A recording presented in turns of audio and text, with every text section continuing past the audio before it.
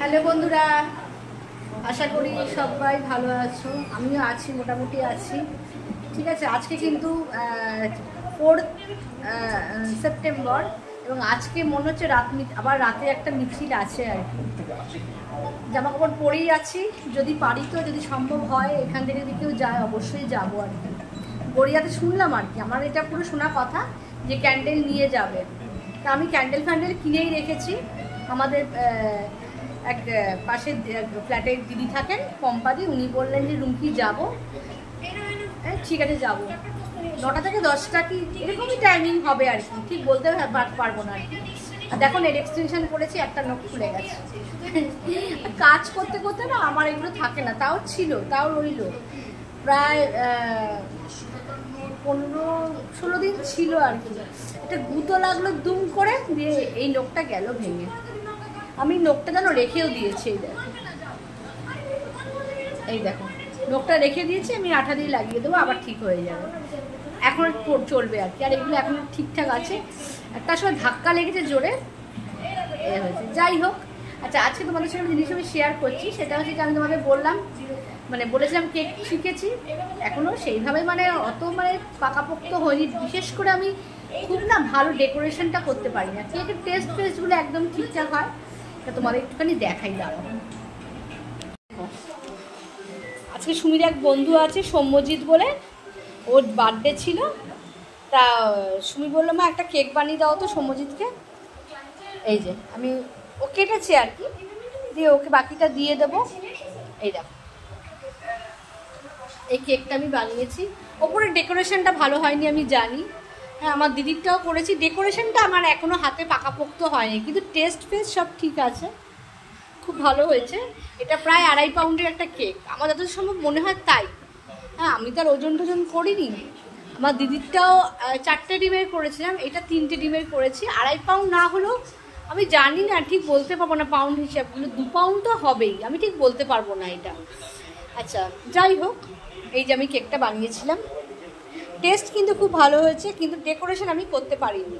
ডেকোরেশনটা আমাকে এখনও পাইপিং ব্যাগটা আমার একটু ধরাটা একটু অসুবিধার জন্য, যারা কেক বানাও তারা জানো আর কি, পাইপিং ব্যাগ বা ওই পাইপিং ব্যাগ দিয়ে ডিজাইন করাটা আমি করতে এখনও অতটা পারি না আর কি। কিন্তু মোটামুটি আমি বাড়িতে এখন আর বাইরে থেকে কেক কিনে আনি না, নিজেই করি। তোমাদের সাথে সব কিছু শেয়ার করি, ওই জন্য তোমাদের দেখালাম আর কি কেক বানানোটা।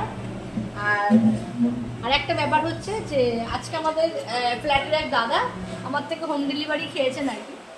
এবার হঠাৎ করে উনি বলেছেন তো কি আর দেবো, হ্যাঁ উনি আমাকে আমি বলি যারা একটু হোম ডেলিভারি খাবে তারা আমাকে আগের দিন বললে সব থেকে সুবিধা, বা মেনুটা যদি তিনি চয়েস করে দেন আমি কাস্টমাইজও করে দিই আর কি। কাস্টমারের অনুযায়ী আমি করে দিই, যে যেরকম বলবে আমি চেষ্টা করে দেখবো আর কি। তা উনি আজকে বলছেন যে রুমকি আজ আমার জন্য একটা মিল নেবেন।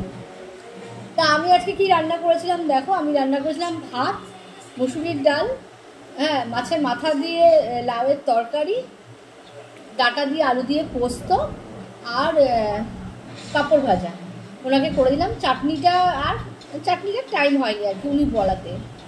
আমার তো রেগুলার বেসিসে খুব একটা থাকে না, যে যখন বলে আমি সেরকম করে দিই আর কি। তা তোমাদের আরেকবার আমি বলে দিচ্ছি, আমি গড়িয়া ব্রহ্মপুরে থাকি। হ্যাঁ যারা গড়িয়াতে থাকো, গড়িয়া বাস স্ট্যান্ড বা গড়িয়া বোড়াল, মোটামুটি আমার ডিস্টেন্স থেকে মোটামুটি 5 কিলোমিটারের মধ্যে যদি কেউ বলো তাহলে আমি হোম ডেলিভারি করে দিতে পারবো, ঠিক আছে। আর হিউজ অ্যামাউন্টে আমি সত্যিকারের আমার এখনও অতটা পারি না, মোটামুটি 10 জনের মতন রান্না আমি করে দিয়ে আসতে পারবো, কিন্তু সেটা আমাকে অ্যাটলিস্ট একটা দিন কি 2টো দিন আমাকে সময় দিতে হবে তাই। আর 1জন কি 2জন হলে আমাকে আগের দিন রাত্রিবেলাও বললেও হবে। আমি একদম ঘরের যে একদম অথেন্টিক হোম ডেলিভারি আর কি, ঘরে যেটা তোমরা খাও সেরকম করেই আমি একদম করে দেবো, ঠিক আছে। খুব রিজনেবল প্রাইসে, যেমন আজকে আমি এই সমস্ত করে ওই দাদাকে দিয়েছি। তোমরা বললে হয়তো বিশ্বাস করবে না, আমার একদম পাশে ফ্ল্যাটেই থাকেন উনি। হ্যাঁ আসলে ওর ওয়াইফ রান্নাবান্না করে দেন, যেহেতু আজকে উনি এসছেন কোনো কারণে রান্না করতে পারেননি, আমাকে সকালবেলা বলে দিয়েছেন তো আমি এই মেনুগুলো দিয়েছি। আমি মোটে দাদার কাছে আমি পয়সা নিচ্ছিলাম না, উনি বললেন না না এটা আপনার যেহেতু বিজনেস ওরকম বলবেন না। আমি 60 রুপিস নিয়েছি, ঠিক আছে, আমি 60 টাকা নিয়েছি, যেহেতু মানে সেরকম তো কোনো আইটেম ছিল না, হয়তো ভাত, পাঁপড় ভাজা, আলু পোস্ত, আলু সজনেটা পোস্ত আর মাছের মাথা দিয়ে লাউয়ের তরকারি এইসব ছিল আর কি। তা ওনার কাছে 60 টাকা নিয়েছি। তা তোমরা যদি কেউ নাও তাহলে আমি দামটা রিজনেবলই রাখবো, কিন্তু আমার মানে একটা গাড়ি ভাড়ার ব্যাপার আছে। যদি তোমরা এসে নিয়ে যাও তাহলে আমার তো সেটা গাড়ি ভাড়াটা লাগছে না, কিন্তু যদি আমাকে গিয়ে দিয়ে আসতে হয় তাহলে কিন্তু সেক্ষেত্রে আমার গাড়ি ভাড়াটাও ইনক্লুডেড হবে আর কি। মানে যেরকম যেরকম ডিস্টেন্সে থাকবে সেরকম আমি গিয়ে দিয়ে আসবো, এবং সেটা গাড়ি ভাড়াটা মানে তার সঙ্গে থাকবে। ঠিক আছে, এইটুকুই বলার ছিল। আর এই যে তোমাদের তো দেখালাম কেকটা বানিয়েছি। কেকের ডেকোরেশনটা আমার এখনও হাতে পাকাপোক্ত হয়নি। আর আমার তো প্রেসার কুকারেই কেক করি আমি, এখনও পর্যন্ত মাইক্রো ওভেন আমার নেই, মাইক্রো ওভেন কিনিনি, গ্যাস ওভেনেই কেক করি। ঠিক আছে, এই যে একদম ঘরোয়া এতেভাবে করি আর। ঠিক আছে চলো, অনেকদিন বাদে তোমাদের সঙ্গে ভিডিও শেয়ার করলাম, ভিডিও দিলাম আর কি। কারণ এই যা সিচুয়েশান পরিস্থিতি, একদম ভিডিও দিতে ইচ্ছেও করে না, কিছুই ভালো লাগে না। আর 1 মাস বাদে পুজো, সেই ভাইবসটাই যেন নেই, পুজোর ভাইবসটাও নেই। আমার মার সঙ্গে দেখা করে দিই। মা কেমন আছো? মা যা গন্ডগোল চারিদিকে ভয় পাই, মা ভয় পাচ্ছে, মা ভয় পায় আমি যদি মোমবাতি নিয়ে বেরোচ্ছি মা ভাবছে কি না কি হয়ে গেল। না না মা না যাবো যাবো না, মা ভাবছে কি না কি হবে ওখানে, কিন্তু মোমবাতি নিয়ে যাওয়াটা থেকে বড় কথা, এইসব মিছিলে যেতেই হবে। এইসব এইটার যদি জাস্টিস না হয় তাহলে কিন্তু আমাদের মানে অনেক কিছু ঘটে যেতে পারে জীবনে, তাই না? প্রত্যেকের দাঁড়ানো উচিত এটাতে।